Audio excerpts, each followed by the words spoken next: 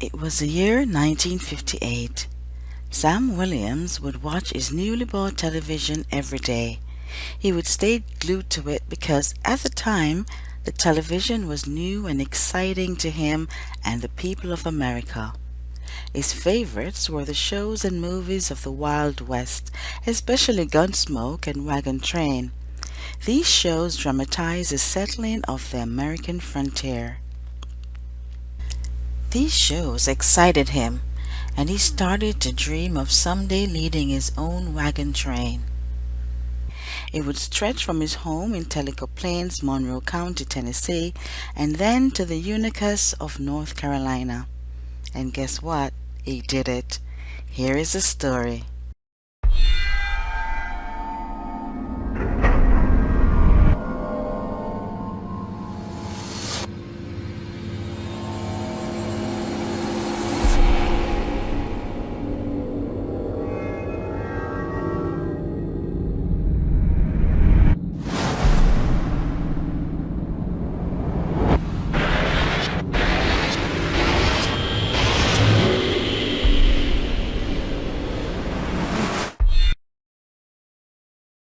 Welcome to another episode of This Happened Here, where I bring you true stories of things that have happened here in the US and, quite frankly, anywhere in the world. I find interesting stories to share with you. If you stay with me, you'll see what I'm talking about. So please consider subscribing and ring that notification bell so you don't miss any of my amazing stories of people and places from the countries that I will be sharing with you in these episodes. I am your host, LT Barteck. So Sam Williams was in constant daydream. He would sit and ponder if this was actually possible, but he needed to talk with someone about it. It was eating him alive. So he decided he would wait for the Kiwanis Club meeting, of which he was a member, and would talk with them about this crazy idea of his, just to hear what they thought of it. The day of the meeting came, and he impatiently waited for the opportunity to speak. When the time finally came, he stood up.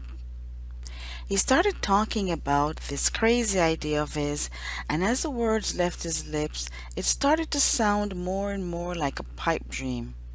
At first, he and the rest of the Kiwanians started laughing about it, but strange enough, after a while, it started to sound plausible. Others started thinking this was a great idea, and soon they all got on board with Sam's idea. Though there was already a road from Tellico Plains to the Unicas, it was so rough that it was only fit for covered wagons. So, having won them over, it was decided, the plans were made. He was going to build a new wagon train road. Later, this route would be called the Cherohala Skyway. It is said that it is one of the most scenic drives in the Blue Ridge Mountains in North Carolina, and as you can see, it really is. The Cherohala Skyway is in Graham County near Robbinsville, about 100 miles west of Asheville. The name Cherohala is a combination of the word Cherokee, the name of the first settlers and the national forest, and Nantahala, the name of the Nantahala forest.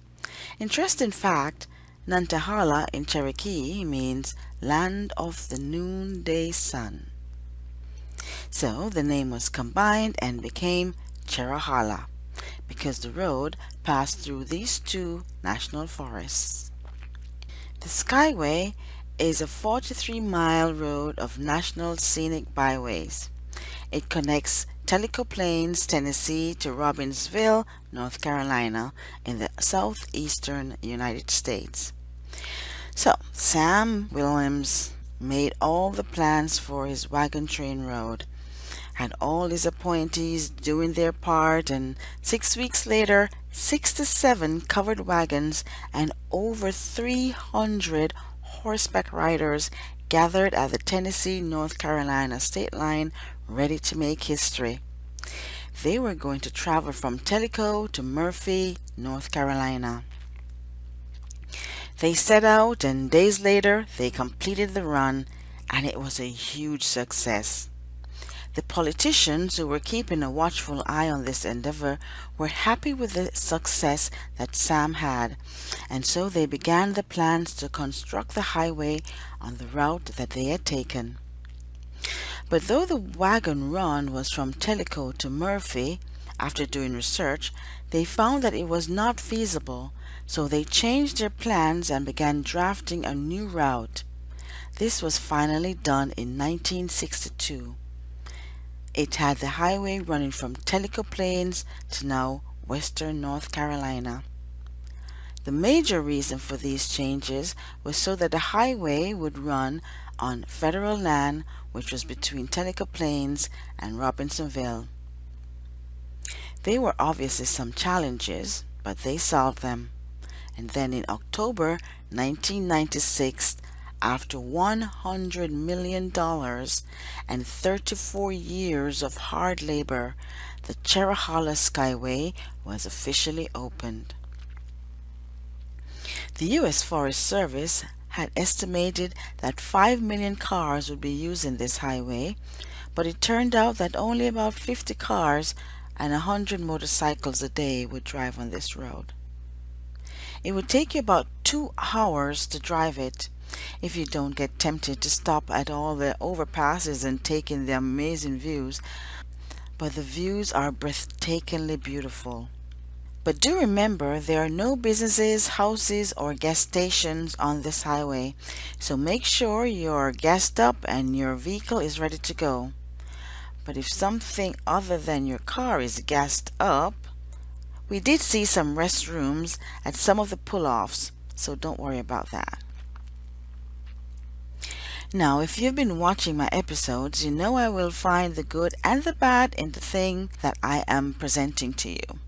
And there are quite a few bad having to do with this skyway. I have found 4 facts/stories about this skyway, and I will now share them with you. First story. These lands were once inhabited by the Cherokee Indians. They used to live on this land long before the white settlers moved in. They cultivated and hunted without depleting the natural resources. They traded with other tribes for materials, but they never took more than what they would need for just that year. An interesting fact about the Cherokee Indians: whenever one of them dies, they would bury them with all their personal possessions. And every year, at their annual ceremony, they would destroy everything they owned so that they would start anew every year. As for me and my house, I could never do that, but they are satisfied with less and didn't care a lot about worldly possessions. Good on them. Second story. Along this stretch of road, there would be some tragedies, like the 9 Air Force men who lost their lives on August 31st, 1982, right here on this mountain. They were on a training mission, and due to fog and rain, they flew right smack into the rock face, killing them instantly. They crashed on the border of Tennessee and North Carolina. The entire plane and its occupants disintegrated, and their bodies were never found. I did go into details in my previous video on this, so go on over and watch it. You will find that story here. Third story.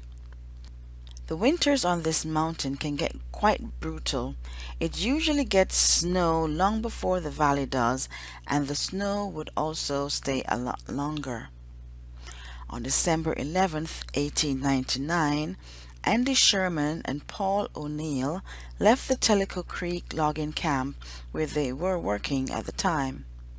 Christmas was coming, and they needed to get to Robbinsville before Christmas Day, so they started their travel, but they never made it. On September 6, 1900, Forrest Denton was hunting deer on Huckleberry Knob and came upon the bodies of Andy Sherman and Paul O'Neill. Beside their dead bodies were several whiskey jugs. Forrest Denton rushed to inform the authorities, who immediately came and after inspecting, decided to bury Sherman right there where he died in the forest. His grave is marked by a large cross on Huckleberry Knob, but they decided to take Paul O'Neill's skeleton and give it to Dr. Robert J. Orr as a medical exhibit. Not sure why. I know this is supposed to be a sad story, but I believe these guys had a ball before their death. Now comes the fourth and final story. Early settlers Absalom Stratton was born in 1772 in North Wilkesboro, Wilkes County, North Carolina. One day he came to visit his son who lived on Stratton Meadows. Having reached the area, he immediately fell in love with Tennessee. He would visit and stay often over the years, and when he got sick, he asked his sons to help him make a coffin for when he would be laid to rest. So they cut down a large tree and fashioned a coffin out of it. When he died at the age of 34 on August 8, 1806, having not made up his mind about which of the two states he loved more, Tennessee or North Carolina, he asked his family to bury him in both states. So they laid him to rest with his head in North Carolina and his feet in Tennessee at the Tennessee-North Carolina state line at Stratton Gap. His gravestone is on the west side of the bridge. I thought that story was precious, and I'm right there with Mr. Stratton. Both states are so beautiful. So now that we have come to the end of my stories, I just want to thank you for coming with me on our drive on the Cherohala Skyway. It was fun having you here. If you like this episode or any of my past episodes, please give me a like and do subscribe. Ring that notification bell so you won't miss any of my future uploads, and share this video with someone who you think would enjoy it. Now, if you're still here, comment with the waving hand emoji so I know you're still here with me. Remember to visit my website, somestoriesofmine.com, and check out my books listed on Amazon, Kindle Vella, Google Play Books, and Gumroad. I also have free books on Wattpad.